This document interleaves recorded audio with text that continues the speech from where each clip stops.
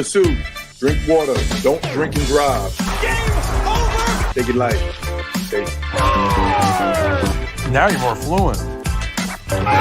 He's got 3. Up, Bears. So this is really good right here. Absolutely. Let's do it. And good evening, everybody. Welcome to the latest edition of We Got Next. I'm Ricky Hampton with my great friend Paul Mokeski, former Milwaukee Bucks center. It's a Monday. We're here at a special time here on Sports Fluent. Can't wait to hear from you guys out there with your questions and comments. More people are already lining up. So let's get this party started, brother. How you doing, Let's go, man? I'm good. It's starting to cool off here in Vegas, down into the 90s. This weekend it's going to be in the 80s, and now we will be laughing at the rest of the world that laughed at us when it was 115 degrees, and in December when I'm at my hot tub and it's 75 degrees. Hello. What is it? Big Mo's Paradise? What is it? Your pool? The Mokeski Beach Club. The Mokeski Beach Club. I've had the pleasure of visiting. Yeah, you've been there. Beach Club. And it's luxurious, everybody. You got to get an invite from Big Mo. I'll be asking for Mo. I'll give them out as I want to. Don't beg for invites, man. Well, I'm coming out there. Me and Kathy are definitely going to get back out there to visit. So I definitely want to invite. Well, you have a VIP card, so you're already in. I gave that to you last time. You better look for it. You better find it, or you won't be let in. Well, actually, I sold it, man. How much did you get for it? You know what that's going for in the open market? How much? 10 grand. 10 grand, baby. That's good. Give me half. We're good to go. I got a bunch of them right here. $10. Hey, Mo, I look at all the plays on your board back there. Are those NBA sets, or is that just? Yeah, they're just general sets. Like everybody runs the Horn series, the Pistol series, and high pick and roll. So it's just regular sets. Everybody runs them. Regardless of the level? Sure. High school, college? Absolutely. If they were smart, they would. So a high school team could run NBA sets? Absolutely. No question. If you train them correctly and teach it correctly, no question. I mean, talking about, a horn set, a high pick and roll with the floor spread, pistol that's a dribble handoff to a pick and roll. Absolutely. Heck, your 8th grade team could run them if you wanted, if you would train them a little bit. It's not that hard. You just got to work with it. But, a lot of coaches out there don't want to put the time in. So, yeah, these, I call them more actions than sets, so it's actions you get into as you play. And it comes second nature if you do it enough. And there's drills you could do to train the skills you need to run these sets. And if you're a basketball coach, you should be able to do that and incorporate it in your practice so they can execute it under fire in a game. Yeah, for sure. I mean, the NBA doesn't have any magic sets. They run basically the same stuff. There's probably 30 to 40 different variations of stuff. They all run a lot of the same stuff. And internationally, they do it, and for sure. I wish AAU teams would do stuff like this, but they just run, push the ball, transition, draw and kick, which is great, but they don't have any semblance of an offensive sets or actions. And when they have to go up to college, they're going to have to run stuff like this. You can't just full court press the whole game, fall back into a zone that all the AAU teams do. Full court press, fall back to a zone, and then push the ball and try to attack the rim. That's all they do. Well, that doesn't. Eventually, that's going to catch up to you. And when you go to college, all those high school coaches and all those AAU coaches out there, you need to stop playing zone defense because ain't nobody runs zone defense after high school. College, there's only one team, pretty much Syracuse, that runs it. So if you're running a zone defense, high school coaches, you're preparing your kid to only play for Syracuse, nobody else, because they don't know how to get through pick and roll. They don't know how to switch and front somebody. They don't know how to do the basic stuff. Open up, man and ball, because you just stick them in a easy, lazy zone. And that's your fault, high school coaches, for doing that. And AAU coaches, because you have players that are more athletic and you go to a tournament and all you want to do is win games. We just got to win games. You don't figure out how to get your players better and better prepared for the next level, which is where they all want to go. It's crazy. I don't know if you know that, but it drives me a little crazy. No, yeah, I love it when you get. I love it when you get fired up, man. Because you love the game of basketball, and really, this speaks to a larger point when you're concerned about the future of the American game when we play internationally. All you people out there, and it all stems back to the way we're learning the game, right? Go to YouTube. Look up Mark Cuban. He just had a conversation on YouTube. It's on YouTube. Look up Mark Cuban, the owner of the Mavericks. Now he's half owner, that won championships, and he explains exactly what's happening because AAU. All the players at the lower levels here in the United States, they play AAU, they play a lot of games, they don't practice very much. And then even when they get up to college level, they play a lot of games, they don't practice that much, and they're not ready. Overseas, there is no AAU overseas. There's no AAU. You have junior programs of pro teams, and you learn how to run the pro sets they run. You learn how to play man-to-man defense for the most part, and you learn skills. That's what you do. And you practice twice a day, and you play 2 or 3 times a week. In the NBA, you don't practice. Once the season starts, you don't practice because you're traveling or playing 4 or 5 games a day, and you got to rest your players. That's understandable. But they're not getting any better. So, look, people out there, look up on YouTube. Mark Cuban had this conversation. I sent it out to a lot of people about 3 days ago. And he explains exactly what's happening and exactly why half the players in the NBA now are not American players. They're not American players. They're Euro players. They're Asian players. They're all these players that play somewhere else besides the United States where there is no AAU. So, hello, think about it. I mean, that's what's happening. Well, we got talent. Yeah, but you're not learning how to play the right way. So, that's there's my. But Paul, this is something we've been doing this show, what, 3 years? I mean, you've been talking about this for a while. Yeah, I mean, and we already got some questions coming in. What age I see you? We're gonna get to you in a minute. I just want to finish up with this. This is, but what I'm saying, this is not a new concern to you. No, it's been going on for years. I mean, when I played 80 million years ago, there's only a handful of non-American players in the NBA.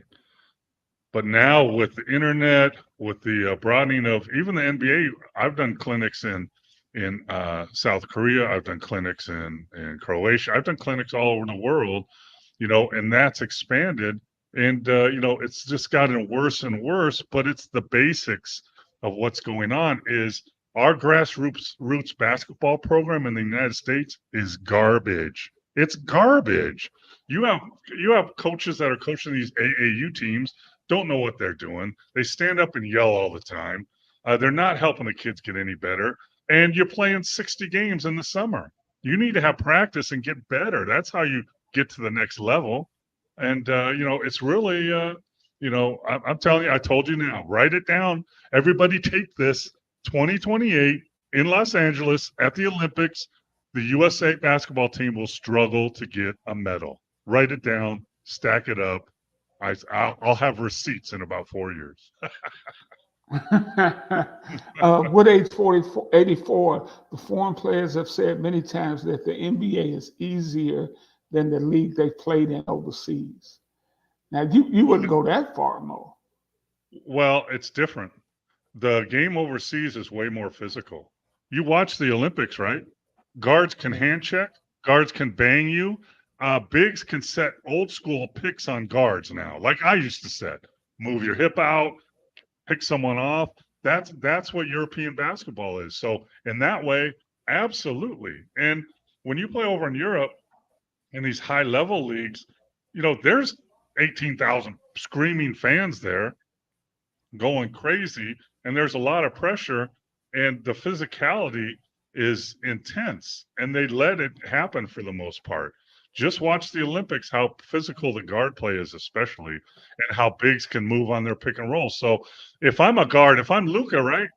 And now I've been fighting through since I was 15 years old, fighting through these 7 foot, 280 dudes, moving their hip on me, smacking me in the shoulder, elbowing me. My guy that's guarding me has a hand check on me. He's pushing me. And now I go to the NBA where nobody can touch me anymore. You can't touch me. No, you can't hand check. You can't bump me. You can't move a little bit on your pick. Of course, it's easier for them. Okay. Yeah, I get the physical part being easier, but the skill level of these guys over here, I mean, they're still better players, more better players in the NBA.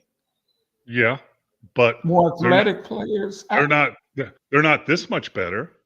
They're this much better. Okay. It's not the gap it used to be. I mean, if you watch Eurobasket, the players are there's athleticism over there now. The NBA has the best talent in the world, no question. There's 450 players, the most talent, but the talent level, it's not like going from the NBA to high school when you go play overseas. It's like NBA going to way better top 10 college competition. That's what it's like. Gotcha. He adds, foreign players didn't come over right away when they were drafted. They came a few years after they were drafted back in the day. Well, they still do that. They would stay there. Yeah. Well, you look at the second round of the NBA draft. If there's non-American players drafted in the second round, those players usually come to training camp and then go back overseas to play for their international teams. And here's the other thing. There's always a buyout. So agents and teams overseas sign 15-year-old players to 10-year contracts. So I can't remember in that big trade with Minnesota and the Knicks, there's a player that's playing overseas. He's playing overseas right now. So he had, I think it was a $2 million buyout that the NBA team had to pay that team overseas for him to be able to go be in the draft. Here's $2 million. Okay, we trade him in the trade. We got him in the trade, $2 million. There you go. And now he went back and played for that other team again. Because that's a lot of the younger players used to stay over there. But now look at Wembanyama, guys like that are good enough now because Luka was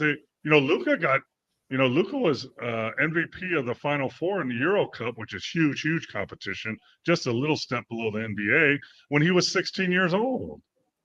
And then he stayed for a couple more years and then came over here to play. But yeah, it's it's a totally different animal now. That is nuts. He was MVP at 16. That's a junior in high school. And that would be like playing. That would be getting MVP of a 4-team tournament with maybe the 4 of the worst teams in the NBA. Portland, teams like that. That's that equivalent that he got that MVP at. That's the level of talent there. Yeah, but the worst teams in the NBA. I mean, I watched the worst team in the NBA, the Pistons, last year. They had a guy, I can't even remember his name, but they were down their regular starters, Ivy and another guy. He came off the bench and had 50 points. Yeah, I mean, he can't do that. He probably can't get 15 every night. But my point is, he had enough ability and talent when it was all going his way to score 50 freaking points. If you're one of the top 450 players in the world, that means you're pretty damn good, right? You're pretty damn. If one of the so take the 450 best attorneys in the world, best surgeons in the world, best CEO. I mean, they're good. Even 449 is good, right? Absolutely. Absolutely. Hey, I I think Wood Age mentioned the the Knicks and Timberwolves. Who was that? Oh, no. Before we get to that, Joel Embiid says he hopes he only has to play in back-to-back games. He won't have to play in back-to-back games this year. He said he will probably not play in any back-to-back games.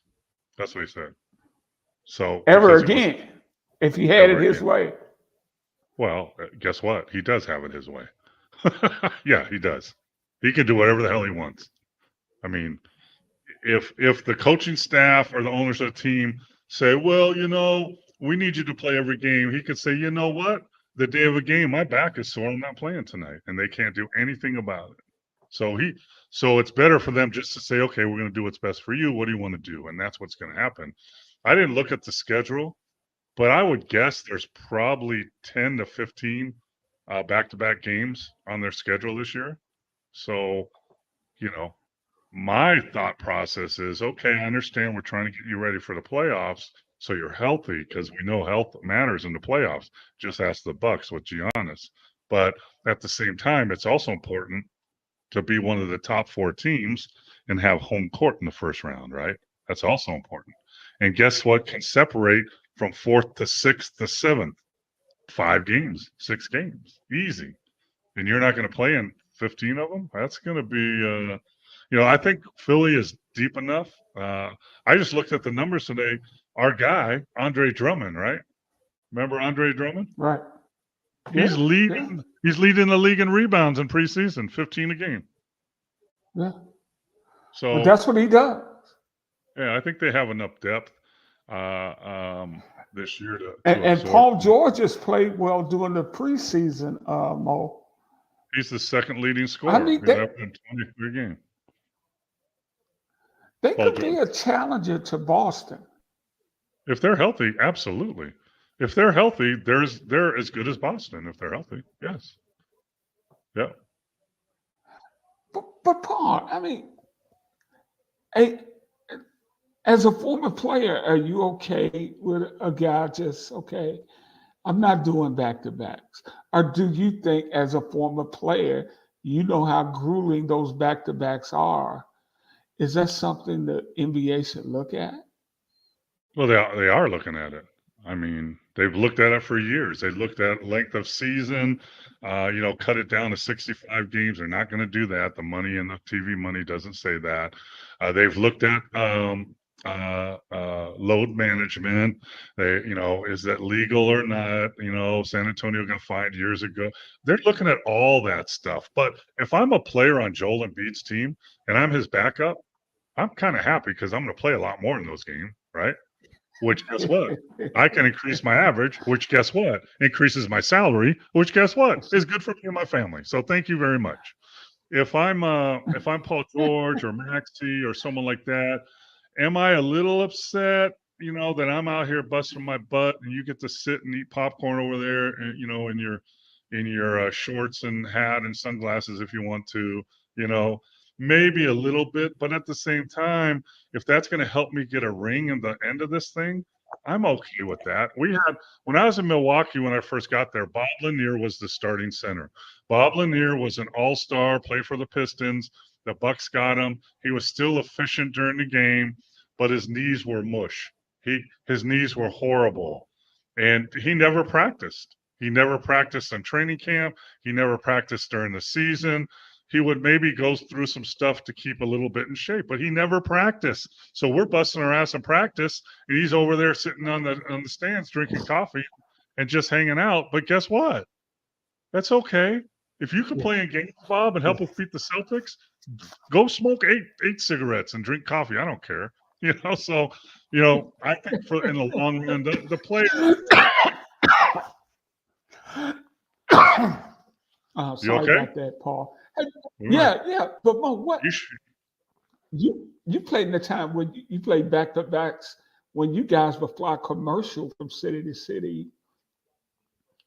I mean, that had now I definitely get that.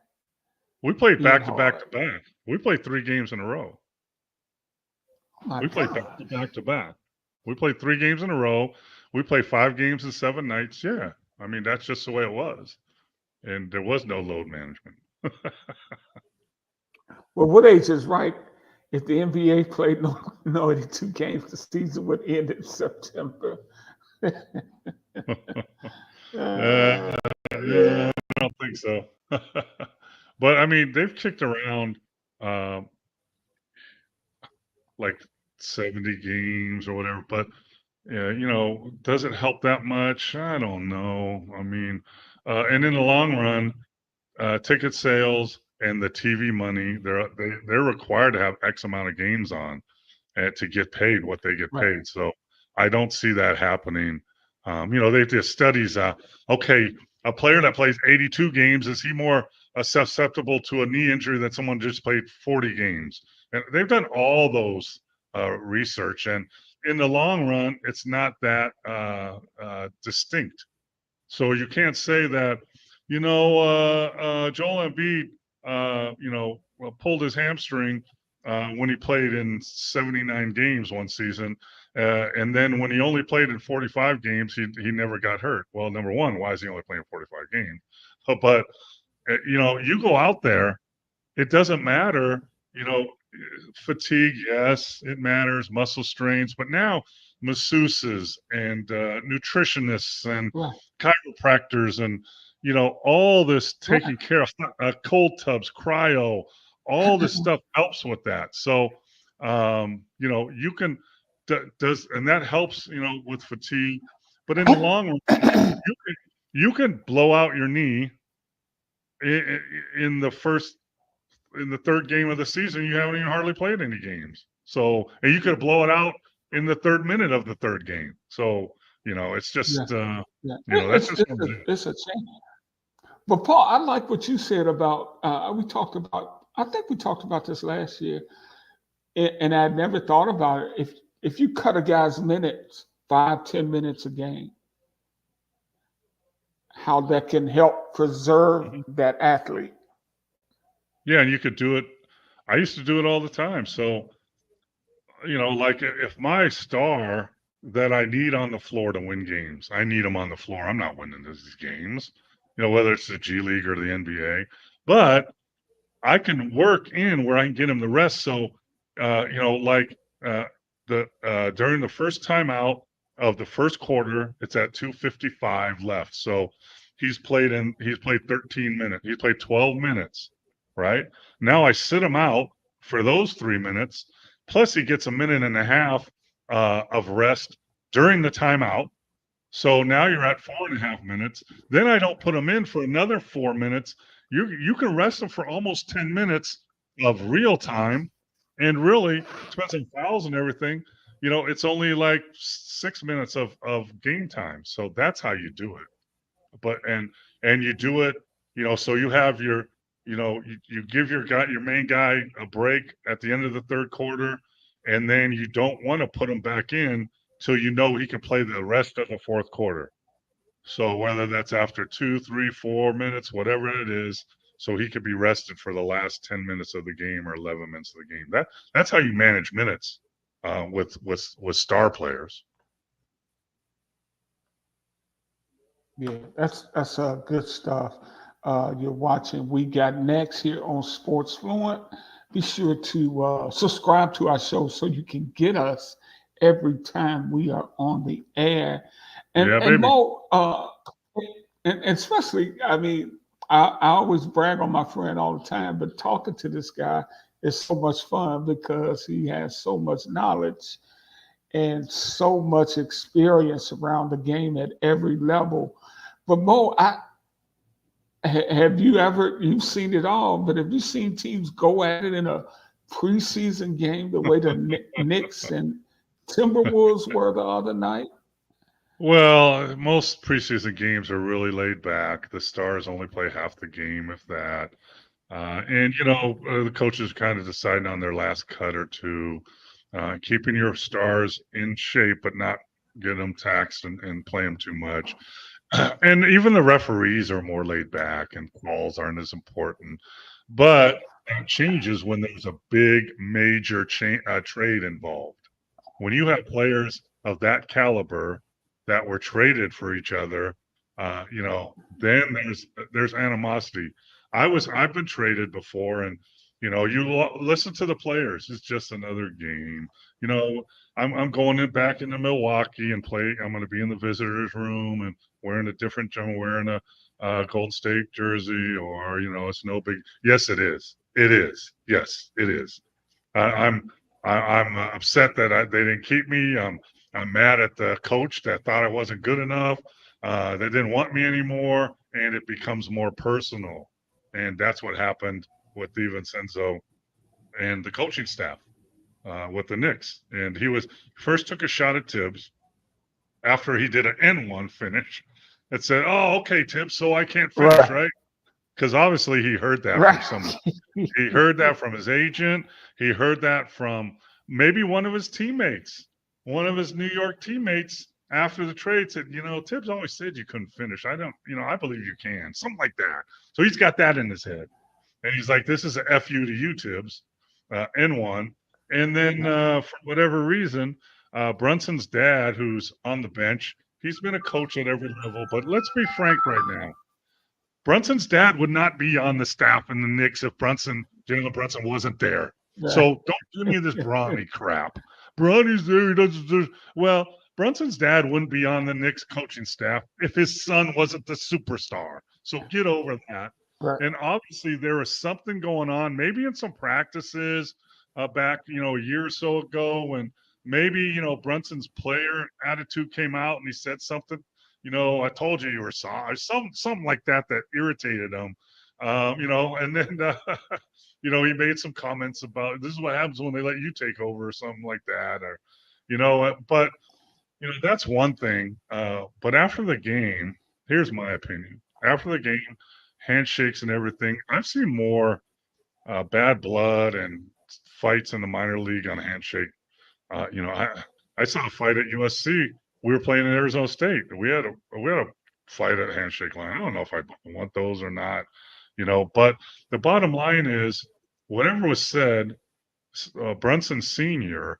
said something to DiVincenzo like that was BS or that was effed up.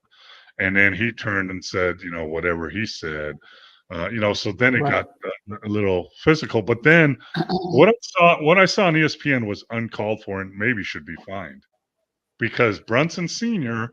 looked at DiVincenzo and said, don't worry, I'll let you live. Something like that.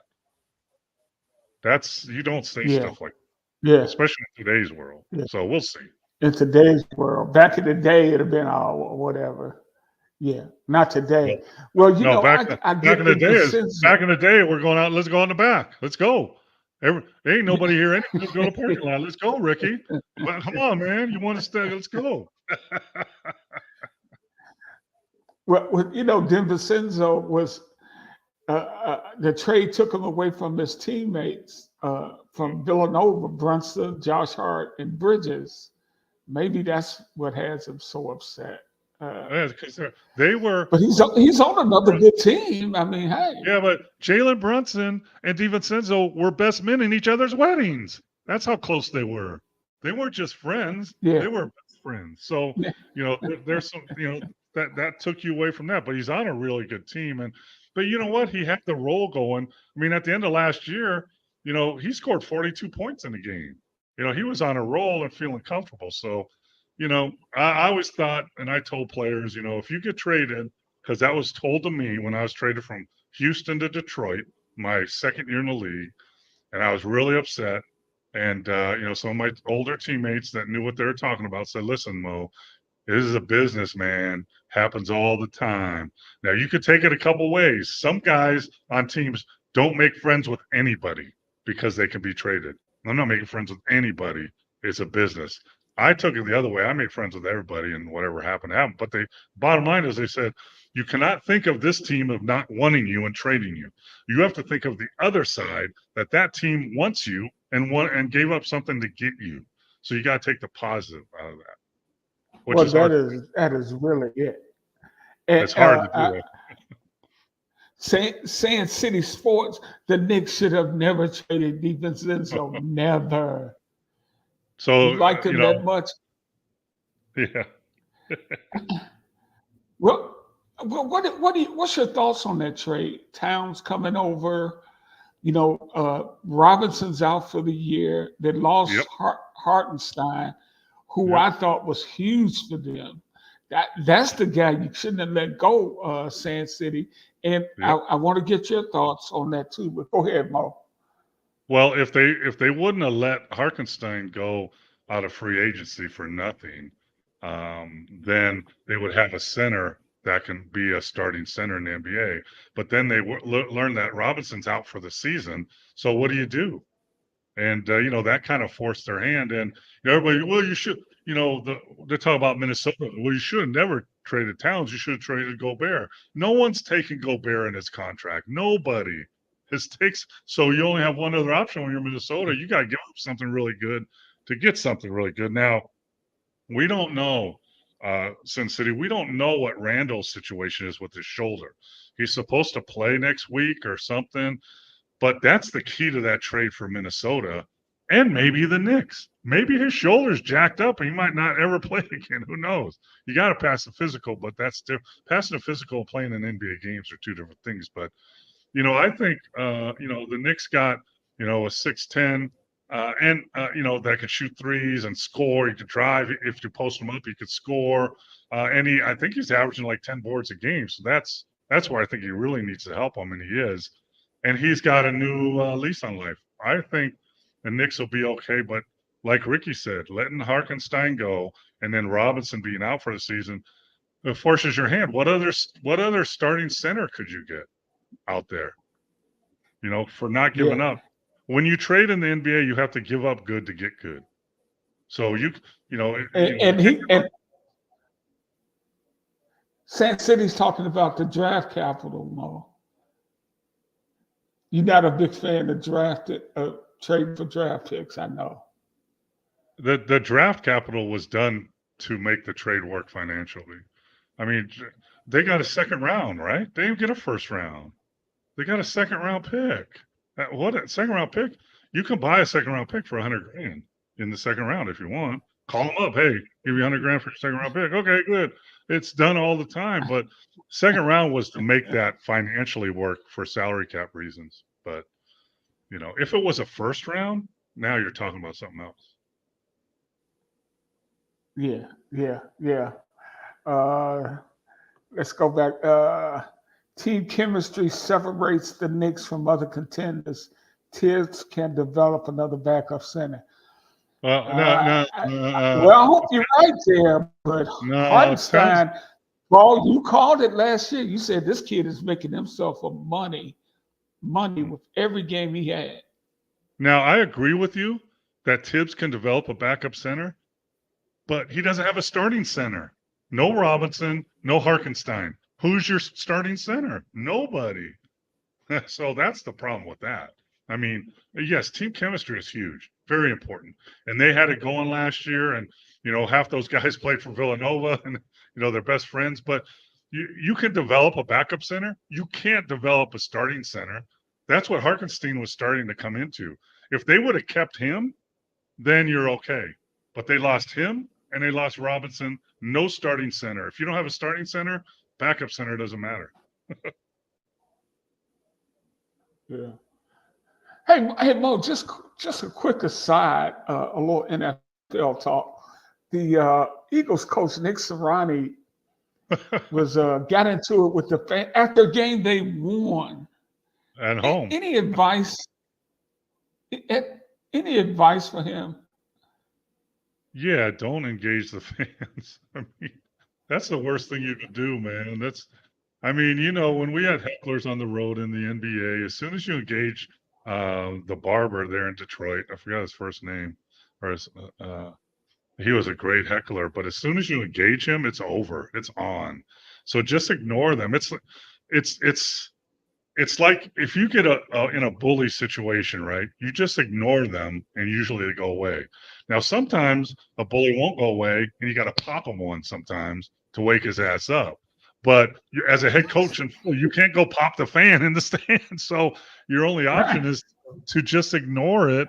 And you could be mad and all that, but you can't engage fans. That, especially in today's world. I mean, Ricky, if you go back in the footage of the NBA in the 80s, especially in the 70s, but even in the 80s, players were going into the stands. Not just the Mouths and the Palace, not just that. A lot of games they would go into the stands. McHale came in the stands in Milwaukee and confronted a lawyer behind. I mean, but you can't do that anymore. I mean, you're gonna get fined at the least, maybe fired at the worst, but you just can't do that. I mean, there's nothing they can say to you that should make you that angry that you do some reaction. Now, I flipped off the fans in Detroit one time. I admit that, but that was my and it was my home fans. I was playing for the Pistons. Hey, were you at the Silverdome? Yes. Yeah, I had a bad game, playing terrible, so they subbed me out. And as they're coming out, they booed me. And I had a fan section. I mean, they had T-shirts with my name on it and my picture on it, and they booed me. So I turned around and flipped them off. Actually, a double flip off. And it felt good, but then not so good. I'm sure Trader Jack came to you and said, Mo, we don't do this. This is Detroit, but we still don't do this. No, nothing was said. Hey, Paul, Alonzo Ball has not played in more than 2 seasons. Last time he played was January of 22. He could be taking the floor tomorrow night. More than 1,000 days have passed since he's played a game. I mean, he's had 3 knee surgeries. Number one, kudos to him to keep trying to get back to this. But what would your expectations be? I mean, I don't know. I didn't know his rehab. What I read is he had double cartilage replacement, which I've never heard of before. And I know, like, I'll tell you, like, I've had hip replacement, no problem. I've had knee replacement, not so good, because knees are really tricky. And that's what scares me about that. I'm sure they will. I hope they take it slow, not play him a lot of minutes right off the bat. And here's the key for him too. If he's physically able to play and okayed by the doctors, he's put a lot of work in, a lot of work. That takes a lot of work to get back to basketball playing level. So, but the thing is, what's catchy is if he comes back and he starts playing good and doing his thing and feeling good, the human nature is to take off your rehab and just kind of relax a little bit. Okay, I'm what I used to be. But especially with knees, you can't do that. You have to continue, even though you feel good, even though your knee feels strong, you still have to rehab and keep that up so nothing crazy can happen. So, it's going to be interesting because it's not an easy thing to come back after 2 years, right? Or longer, or I don't know. Yeah. That's crazy. Yeah. 2 years, January of 22. Yeah, Nearly 3 years, really. Yeah. I mean, that's, when you, after the season, players usually take off, 3 or 4 weeks at the most. And then when you try to come back and get in shape, it's hard as hell. It used to be, it takes you 3 weeks to get in shape and 3 days to get out of shape. So he's been off for almost 3 years. So, and the thing is, 3 days to get out of shape. It does, but he's a skilled player. I mean, he relies on his skill. and his ability to get penetration. And, if it, you know, with bigs, if they come back, you worry about the weight they're carrying and, the pounding. Right. But really, let's face it, most bigs just, 3/4 speed down the floor. And, like, I bet if the Joker, had knee surgery, he could be back in about 4 months because, he's a great player, but he's not sprinting down the floor. He's not cutting all the time. He's not penetrating and doing all that. So, but that's with him, it's going to be that knee and the movement, the lateral movement is going to be the big test, I think. Yeah, and like Mitchell Robinson, who's a good player for them, but man, he cannot get back on the floor in New York, which is really why they had to trade for Karl Anthony Towns, because he has a stress fracture that it just keeps setting him back. He's out for the year again. And let's think about. He's 7 foot 250. Yeah, that's not very big, really. And I bet he's not 250. I bet he hasn't been 250 since college. I bet he's 260, 70 probably. But either way, it's a lot of body to carry around. And but look at Yao Ming. Yao Ming hurt his foot, tried to come back, came back for a little while, but then had to retire because, believe me, I've had 6 foot surgeries. I have screws and plates in my feet. I know what that's like. And you think like, my shoulder, my knees, my elbow. Really, your feet take all the beating, and those bones in the feet are so small that they can heal and break. It's just, I'm sorry, but when something like that happens to someone of that size, it's not a good thing. It's too bad. Well, actually, I'm looking at this now. He had the stress fracture in his left ankle last year, had surgery and missed 3 months. He returned, hurt the same ankle again, more surgery, but they said he could be back by January. Yeah, and then he could hurt it again. But you can't count on that. Yeah, you can't count on that. They already did that ankle. They already did. They had surgery. He came back. They hurt it again. That's things don't change. I hope for him that he can come back and be successful, and I hope it's in January. But if you're talking about the trade for Townsend in the center, the coaching staff and the GM and the player personnel and the owners aren't sitting there going, well, we'll just milk it out till January when he comes back. They're counting him as gone, and if he comes back, it's a bonus for him. Right. Hey, speaking of, you mentioned Bronny James earlier in the show. He has really struggled here in the preseason. He is destined to be a G League player, and there's nothing wrong with that, going to the G League, right? Yeah, and the problem is he's going to struggle in the G League too. You know that, right? He's a below average player at that level, and he's going to face guys in the G League that are better than him and probably way better than him. So it's going to be quite a battle. I pretty much promised that Bronny will be on the roster for day one and probably get in that game, and then they'll probably send him to the G League. But the G League's no joke. You've seen the talent. You came here and watched the Ignite play. And let's face it, man. He averaged 4 points a game or 5 at USC. You think he's going to average more in the preseason? I think he's averaging 1 or 0 or something. So, I just he scored yet. Yeah, he should celebrate that he's on the floor at all. He came close to dying a year ago, so he should really celebrate that. Yeah. And accept going to the G League if they'll send him, which they probably will, and just work on getting better. Don't worry about the NBA. Forget it. Just work on getting better every day, working on your game, and, good things could happen. But, Yeah. You're watching We Got Next. I'm Ricky Hampton with Paul Mokeski. Send us your questions and comments here. We're talking some NBA hoops. Preseason is here. Regular season will be tipping off really soon. out in Sacramento, Paul, DeAndre Fox is turned down. Man, he said, "Nah, that's okay." The Kings offered him 3 years, 163 million. That's more than 50 million a year. He said, nah, don't worry about it. I'm good. How you I turn mean, down more than 50 million a year?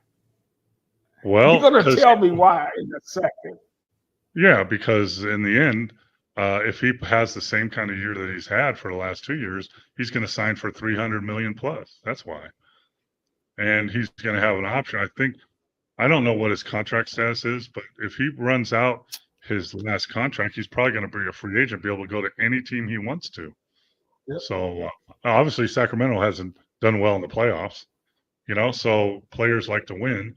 He's made what 150 million, whatever, 80, whatever, who cares? So he's got money in the bank, hopefully. But in the long run, he's betting on himself. And if he could play like he usually plays, he's going to sign 250, 300 million, so that's 100 million. It's not like 10 million more. It's like $100 million more than they're offering. So, is it risky? Sure, because he could get hurt and then the question marks come in. But he's betting on himself, and we'll see what happens. And also gives him options. If he's a free agent after this at the end of the year, then he can look around. Do I want to be a Maverick? Do I want to be a Laker? Do I want to be a Nugget? Do I want to go out east and play for the Knicks? Or you can have that option. A lot of it's not going to be there because of his salary. A lot of those teams can't fit him in with their salary cap. So if I was his agent, I'd start looking at teams that are getting ready to lose big time contracts. Guys that are making 20, 30 million this year and coming off the books next year. Mo, is the salary cap equitable in the NBA? Because how does a team like my Pistons compete? We're a cold weather city, man, and we're not winning. When they were winning, they could get guys here, but how did you get better? Well, you need to spend your money wisely, right? So if I'm looking up, like you can look up the highest salary in the NBA right now is Phoenix, $232 million a year. So people need to realize that the salary cap, I think, is 160 million. So they're over the salary cap. So they're actually probably paying 350 million because of the penalty tax they have to pay, which goes back to the teams that aren't over the cap, like the Pistons, right? Let's see where the Pistons are. No. They are last. The Pistons' salary is 136 million a year. They're last in the NBA in spending money. They're just over. I think the minimum you can spend is 135 million. So they have room, but you need an owner that's willing to spend money to get players, because players are going to go where the money is. But here's the thing for some team like Detroit, right? You can't just bring one player in. You got to bring like a couple guys, like Miami did, right? They brought Bosh and LeBron James, to join Wade. You got to do something like that, but you have to have an owner that's willing to spend the money. And I would look up their owner. I think they just sold a little while ago, but Tom Gores. I bet is the owner. I bet He just paid well. He's probably a little tight. He just had to give Monty Williams $100 million to go away. He's to not coach, right? What's his name? Tom what? Gores, Gores. Yeah. So okay. You know what his net worth is? What? $9.4 billion. Oh, poor guy. So I would say that puts him in the top 15 of the NBA. I mean, I think Ballmer in LA, he's worth like probably 20 billion or more than that. And when you get to billion, it's just ridiculous. But Mark Cuban owned the Mavericks and he's worth 3.5. He's worth $4 billion. So this guy's worth twice as much as Mark Cuban. Come So on, man. so you have to be willing to spend money, and then you got to spend it wisely. Just go back That's the into problem. go back to the history of the New York Knicks. They threw away money when Rick Pitino was there, and he brought in all those Kentucky players. Threw away money. They hired Isaiah Thomas to coach the team at $10 million a year. They fired him after 2 years.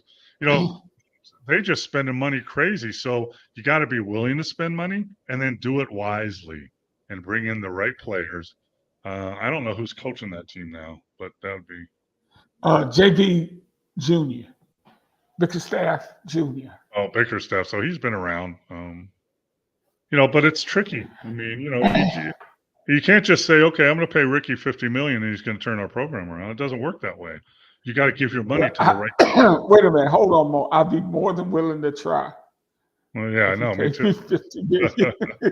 But you know what? Next year we'll be sitting there going, "What the hell happened? Are we still losing?" Yeah, but I mean it's not so simple to be able to do that, because the salary cap is tricky. There's the first apron, there's the second apron. You pay 25% tax, you pay 50%, you pay 2-to-1 taxes when you're over whatever. So when you see a team that's spending $230 million, like some of these teams are, that's almost $500 million to the owner in real life.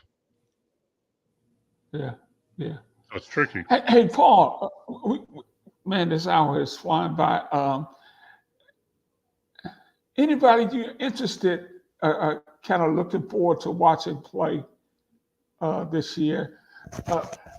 What do you want to see from Big Wemby in his second season? Well, he's got Chris Paul now, so there's some leadership there, and really good passer. So hopefully he can bring him some leadership. But you know what? Wemby is one of the best players in the league already, and he's so young, and he's a unicorn. He does crazy stuff at 7'5", whatever he is. But the problem is you can't become a winning team with one or two players. So he can average 30 points and 15 rebounds a game, and the Spurs not make the playoffs. Because you got to look at your roster, and what they need to have is enough good players around them to at least make them competitive this year. Get them into play-in. Maybe get a first round. Then you rejuvenate his juices because he's really competitive. He says, "I'm here to win." Well, guess what? After 3 years, you don't win. Guess what he's going to do? Just what the other guys do. Bye-bye. I'm a free agent now. Goodbye. See you later. Yeah. So, everybody thinks it's chill, but they need to turn things around. It's with those other players, all those young guys that need to come through. So, Wemby is doing what. See, that's what Fox is doing in Sacramento right now. Sure. He wants to see what the Kings are doing. Yeah. That's what Giannis forced the Lillard trade a few years ago when he said, I'm looking to the team to make some moves so we can be competitive again. It didn't work, but he forced that because he could leave too. He could have left in 2 years. So, it's a players-driven league.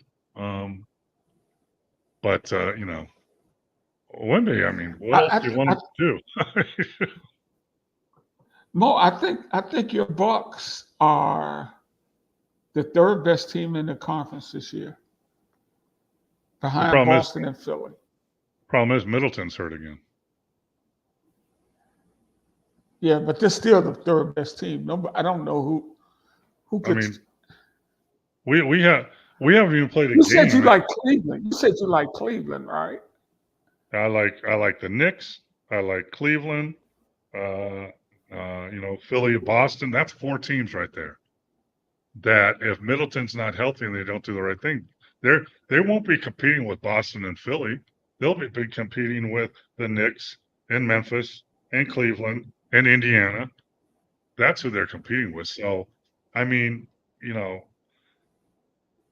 the Bucks roster isn't as deep as I'd like. It's not bad, but with Middleton out, and if he can't come back, the Middleton of old, then they're going to be in the same boat. I mean, do you think, the Knicks have Brunson, Anunoby, Mikal Bridges, Hart, and now Towns. I mean, they're just as good as a lot of these teams. Cavs are good. Memphis could be good, depending on what John Morant does. He looks phenomenal again. So I wouldn't say there's a clear third team in the East. I'd say there's Boston and Philly and all the rest, or the other ones I just mentioned. Yeah. Well, sometimes these guys just get hurt, man, and just can't seem to turn that around. Robinson, Middleton's been dealing with this for a while. We just talked about Ball, Ben Simmons. Injuries are the it's biggest. just what it is. The best ability is availability. I mean, Giannis has been hurt the last two playoffs. I mean, come on, man. Yeah. Milwaukee lacks chemistry and depth. Miami, Indy, and Cleveland better suited for the number 4 seed. Well, I would say Milwaukee made the trade that was forced by Giannis, by the way, to get Lillard, but they lost Holiday, who, as we know, is the only player I can remember ever. Think about this, Ricky. He won the NBA championship with the Bucks and then went and won a gold medal that same summer. Yeah. He won an NBA championship with the Celtics and then went and won a gold medal with the Olympics in that summer. Do you know a player that's done that before? I mean, No. it's amazing, But 2 different teams, 2 different times, 2 different teams. That's amazing, So I think that hurt them. And Paul, and there's nothing glamorous about his game whatsoever, man. He just plays basketball, man. Do you think anything was glamorous with Sidney Moncrief's game? No. Yeah, he's a winner. He's in the Hall of Fame, but he's the same way. Yeah, that's a great. He led the team. His second year in the league, he led the Milwaukee Bucks, which were a 50-win team, in points, rebounds, and assists. Yeah. As a and skinny 6'4", 6'4", skinny as hell. That just gets it done. Nothing flashy. You turn around, he's got 30 points and he's got 9 boards and he's got 7 assists and probably a couple steals. And friend of the show, all you viewers here, you can go back and check our shows out. We're on Sports Fluent. You can go to our Facebook page, We Got Next, and go through all our shows. We've had some great guests on. We had Alton past, Lister on a couple weeks ago. He's a good one. Oh, Alton was, and Sydney was just great. Mo, we got to get ready to get out of here, man. Any final thoughts? Go Packers! We're back in it. Let's look at the NFL, right? You're looking at what is it? NFC North. You got Minnesota at 5-0, Detroit's 4-1. Even though they lost their player just yesterday. Chicago's 4-2, and the Packers are 4-2. That's the toughest conference in the NFL right now. Or division. The best conference in the NFL is the NFC North. Been a while since we've been able to say that, Paul. Yeah, but the NFL is kicking in. No, go ahead. Chicago's real now and Detroit's real. It used to be Minnesota, Green Bay, right? But now Chicago's real and Minnesota's real. Yeah. And we'll talk a little more NFL. Get your thoughts as the season is. Everybody's really beginning to separate themselves. We'll get into that a little more next week. But Mo, we got to get out of here. And I want to thank everybody, man. We got a big crowd in here tonight of just people checking us out and listening in. We really appreciate you. You can subscribe to our show. Go to Sports Fluent and check us out there. You can send us questions and comments for next week. We're open to talk about anything. Yep. Hey, and we're normally on at 9 p.m. Eastern on Monday. This is a special time. So look for us then. Thank you for tuning in. For my great friend, Paul Mokeski, I'm Ricky Hampton. We're out of here. See you next Monday. Peace, everyone.